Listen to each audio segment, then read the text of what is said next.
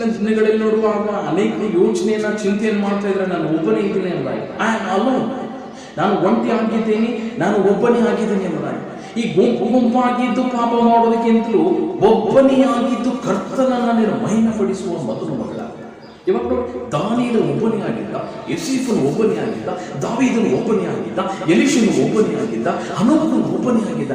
ಒಬ್ಬನೇ ನೀನು ಒಂಟಿಯಾಗಿದೆ ಎಂಬುದಾಗಿ ನೀನು ಚಿಂತಿಸಿದೆ, ಒಂಟಿಯಾಗಿದೆ ಎಂಬುದಾಗಿ ನೀನು ದುಃಖ ಪಡಿದೆ. ನಿನ್ನ ಒಂಟಿತನದಲ್ಲಿ ನೀನು ದೇವರನ್ನ ಘನಪಡಿಸುವಂತಹ ಮಗನಾಗು, ದೇವರನ್ನ ಘನಪಡಿಸುವಂತಹ ಮಗಳು. ನನ್ನನ್ನು ಬಿಟ್ಟು ಹೋಗಿದ್ದಾನೆ, ನನ್ನ ಗಂಡನು ನನ್ನ ಬಿಟ್ಟು ಹೋಗಿದ್ದಾನೆ, ನನ್ನ ಹೆಂಡತಿಯನ್ನು ನನ್ನ ಬಿಟ್ಟು ಹೋಗಿದ್ದಾನೆ, ನನ್ನ ಮಕ್ಕಳು ನನ್ನ ಬಿಟ್ಟು ಹೋಗಿದ್ದಾರೆ. ಐ ಆಮ್ ಅಲೋನ್ ಎಂಬುದಾಗಿ ನೀನು ಯೋಚನೆ ಮಾಡುವಾಗ ನೀನು ದಾನಿಯೇಲನನ್ನು ಜ್ಞಾಪಕ ಮಾಡಿಕೊ, ಯೋಸೇಫನನ್ನು ಜ್ಞಾಪಕ ಮಾಡಿಕೊ, ದಾವೀದನನ್ನು ಜ್ಞಾಪಕ ಮಾಡಿಕೊ, ನೀನು ಎಲೀಷನನ್ನು ಜ್ಞಾಪಕ ಮಾಡಿಕೊ, ನೀನು ಎಲೀಯನನ್ನು ಜ್ಞಾಪಕ ಮಾಡಿಕೊ, ನೀನು ಹನೋಕನನ್ನು ಜ್ಞಾಪಕ ಮಾಡಿಕೊ.